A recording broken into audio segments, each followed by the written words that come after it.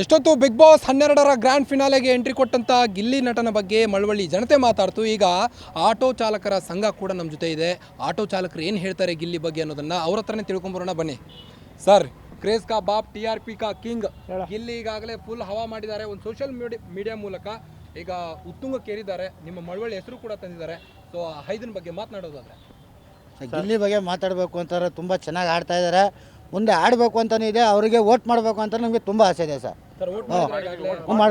ಮಾಡಿದ್ದೀವಿ ಸರ್. ಮೊದಲಿಗೆ ನಿಮ್ಮ ಗ್ಯಾರಂಟಿ ನ್ಯೂಸ್ಗೆ ಅಭಿನಂದನೆಗಳು ಸರ್, ಸ್ವಾಗತ. ಮತ್ತು ನಾವು ಎಲ್ಲ ಮಳವಳ್ಳಿ ಜನತೆಯಾಗಿ ನಮಗೊಂದು ಬಹಳ ಸಂತೋಷವಾಗಿದೆ ಸರ್. ಒಬ್ಬ ಅಚ್ಚ ಹಳ್ಳಿ ಪ್ರತಿಭೆ ಗಿಲ್ಲಿ ನಟರಾಜು ಅವರು ಆರಾಮಾಗಿ ಫಿನಾಲೆ ಗಂಟ್ಲು ಹೋಗ್ತಾರೆ, ಗೆದ್ದೇ ಗೆಲ್ತಾರೆ ಸರ್. ಅವರು ಈ ಒಂದು ಹಳ್ಳಿ ಪ್ರತಿಭೆ ನಾವೆಲ್ಲ ಗೆಲ್ಲಿಸ್ಬೇಕು ಅಂತ ನಾವು ಕೂಡ ಎಲ್ಲ ಸುಮಾರು ನಮ್ಮ ಆಟೋ ಚಾಲಕರು ಮತ್ತು ಮಾಲೀಕರ ಸಂಘದ ವತಿಯಿಂದ ನಾವೆಲ್ಲ ವೋಟ್ ಮಾಡಿದ್ದೀವಿ. ಅಶ್ವಿನಿ ಗೌಡ ಮತ್ತು ಗಿಲ್ಲಿ ಬಗ್ಗೆ ಹೇಳೋದಾದರೆ, ಅಶ್ವಿನಿ ಗೌಡ ಏನಿದ್ರೂ ಅವರು ಬಂದ ರೇಂಜಲ್ಲಿ, ಅವರು ಬಂದ ಬಿರ್ಸಲ್ಲಿ ಭಾಳ ಎಗರಾಡಿದ್ರು, ಭಾಳ ಹಾರಾಡಿದ್ರು. ಇವನೇನೋ ಒಂಥರ ಸಡ್ಡು ಇವನು ಅನ್ನೋ ಲೆಕ್ಕಾಚಾರ ಆ ಥರದಲ್ಲಿ ಅವನ್ನ ಎಳಿಸಿ ಮಾತಾಡಿದ್ರು. ಆದ್ರೂ ಅವನು ಏನು ಅನ್ನೋದನ್ನ ಅವನು ತೋರಿಸ್ದ. ಜನ ಬೆಂಬಲ ಅವನಿಗೆ ಜನ ಬೆಂಬಲ ಈಗಲೂ ಅವ್ರಿಗೆ. ಅವರು ಬೆಳಗ್ಗೆ ನೋಡಿದೆ ಇಷ್ಟು ಜನ ಫ್ಯಾನ್ಸ್ ಇದ್ದೀರಿ ಅಂತ ನನಗೆ ಗೊತ್ತಿಲ್ಲ. ಅವ್ರು ಇನ್ನೂ ಹೊರಗಡೆ ಬಂದರೆ ಮಿಲಿಯನ್ ಗಟ್ಟಲೆ ಹೊಂಟೋಗೈತಾ ಇದೆ ಅವರ. ಸೋಷಿಯಲ್ ಮೀಡಿಯಾದಲ್ಲಿ ಆರ್ಮಿಯವರೆಲ್ಲ ಅಲ್ಲಿ ಅವ್ರಿಗೆ ಗಿಲ್ಲಿ ಅವ್ರಿಗೆ ವೋಟ್ ಮಾಡಿ ಅಂತ, ದೇಶ ಕಾಯೋರು ಗಿಲ್ಲಿ ಅವರಿಗೆ ವೋಟ್ ಮಾಡಿ ಅಂತ ಒಂದು ಸಂದೇಶ ಕಳಿಸ್ತವ್ರೆ. ಆದ್ದರಿಂದ ಅವರು ಗೆದ್ದೇ ಗೆಲ್ತಾರೆ, 100 ಗೆದ್ದೇ ಗೆಲ್ತಾರೆ ಅವರು. ಗಿಲ್ಲಿ ಮತ್ತು ಕಾವ್ಯ ಇಬ್ಬರು ಒಳ್ಳೆ ಜೋಡಿ ಚೆನ್ನಾಗೈತೆ ಸರ್.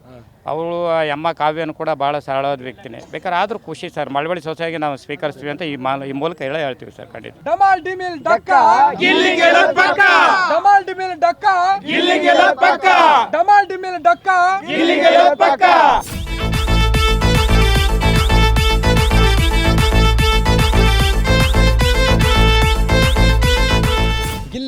ಗಿಲ್ಲಿ ಎಲ್ಲಿ ನೋಡಿದ್ರು ಬರೀ ಗಿಲ್ಲಿ ಬಗ್ಗೆನೇ ಗಿರ್ಗಿಟ್ಲೆ ಸ್ಟಾರ್ಟ್ ಆಗಿದೆ. ಈ ಸೋಷಿಯಲ್ ಮೀಡಿಯಾದಲ್ಲಂತೂ ಗಿಲ್ಲಿ ಬಗ್ಗೆ ಅಬ್ಬಾಬಾಬಾ ಏನು ಪ್ರಚಾರ.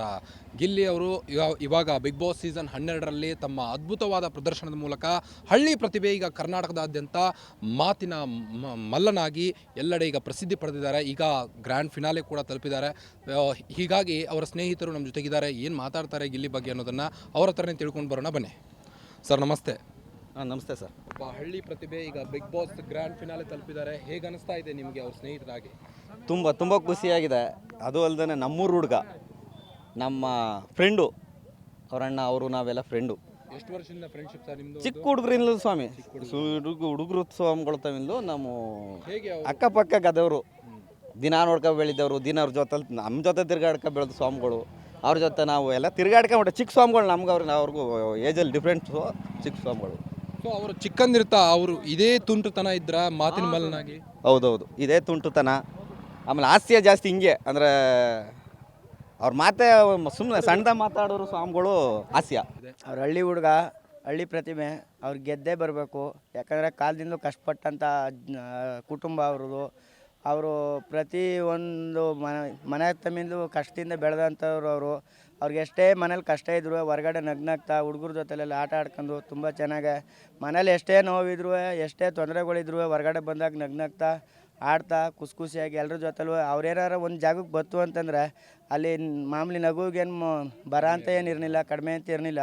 ಅವರೆಲ್ಲೋದ್ರೂ ಎಲ್ಲಿ ಬಂದರೂ ಖುಷಿಯಾಗೆ ಎಲ್ಲರೂ ನಗಿಸ್ತಾ, ತಾನು ನಗ್ತಾ, ತಮ್ಮ ನೋವುಗಳ್ನು ತಾವು ನುಂಗ್ಕೊತಾ ಬೆಳೆದಂಥವ್ರು. ಅವ್ರು ಗೆದ್ದೇ ಗೆಲ್ಬೇಕು ಸರ್ ಈ ಫಿನಾಲಲ್ಲಿ. ತಂದೆ ತಾಯಿ ಎಲ್ಲ ತುಂಬ ಒಳ್ಳೆಯವರೇ, ಮತ್ತು ಅವರು ತುಂಬ ಒಳ್ಳೆಯವರೇ. ಮಾಮೂಲಿ ವ್ಯವಸಾಯ, ಮನೆ ಕಡೆ ಹೋಗ್ತೀವಿ ನಾವು, ಮನೆಗೆ ನೋಡುವಂತ ಹೋದೋ ಅವತ್ತು. ಅವ್ರು ನೋಡಿದ್ರೆ ಜಮೀನು ಹತ್ರ ಕುರಿ ಬಿಟ್ಕೊಂಡಿದ್ರು, ಜಮೀನು ಹತ್ರ ವ್ಯವಸಾಯ ಮಾಡ್ತಾಯಿದ್ರು. ಫೇಮಸ್ ಆಗಿದ್ರು ಅವರೇನು ಬಡ ಇಲ್ಲ ಸ್ವಾಮಿ. ಈಗಲೂ ಒಂದು 5-10 ಕುರಿ ಮಡಿಕೊಂಡು ಈಗಲೂ ಮೇವು ಕುಯ್ಕೊಂಡು ಅವ್ರ ಅಪ್ಪ ಸ್ವಾಮಿಗಳಿಗೆ ಒಂದು ಸ್ವಲ್ಪ ಕಾಲು ನೋವು ಆದ್ರೂ ಕೂಡ್ರಲ್ಲಿ ಹೊಡ್ಸ್ಕೊಂಡು ಈಗಲೂ ಮೇವು ತಂದು ಹಾಕ್ತಾರೆ. ಈಗಲೂ ಕೊಟ್ಟಿಗೆ ಕುಡ್ಸ್ಕೊಂಡು ಗೊಬ್ಬರ ತಗೊಂಡು ಗದೆ ತಂದು ಹಾಕ್ತಾರೆ. ಈಗಲೂ ವ್ಯವಸಾಯ, ಈಗಲೂ ಮೆಣಸಿನ ಇಟ್ಕೊಂಡು ಈಗಲೂ ಮೆಣಸಿ ಕಿತ್ಕೊಂಡು ಸ್ವಾಮಿಗಳು ಗದತ್ತವೇ ಇದ್ರು. ಹಳ್ಳಿ ಪ್ರತಿಭೆ ಚೆನ್ನಾಗಿ ಆಡ್ತಾ ಇದ್ದಾರೆ, ಅವರೇ ಗೆಲ್ಲಬೇಕು. ಮೊನ್ನೆ ಬಿಗ್ ಬಾಸ್ ಒಳಗಡೆ ಜನಗಳೆಲ್ಲ ಹೋಗಿ VT ಪ್ಲೇ ಮಾಡಿದ್ರು. ಧ್ರುವ ಅಂತವರು ತಮಗೆ ತಾವೇ ಸೆಲ್ಫು ಬಿಲ್ಡಪ್ ಕೊಟ್ಕೊಂಡು ಒನ್ ಮ್ಯಾನ್ ಶೋ ಅಂತ ಹೇಳ್ಕೊತಾರೆ. ಬಟ್ ಜನಗಳು ಗಿಲ್ಲಿನ ನೋಡಿ ಒನ್ ಮ್ಯಾನ್ ಶೋ ಅಂತ ಹೇಳಿರೋದು. ಜನಗಳು ಹೇಳಿರೋದ್ರಿಂದ ಅವ್ರು ಒಳಗಡೆ ಅವರೇ, ಇವರೇ ಹೇಳ್ಕೊಂಡಿರೋದ್ರಿಂದ ಆಚೆ ಬಂದವ್ರೆ. ಇಷ್ಟೇ ವ್ಯತ್ಯಾಸ ಸರ್.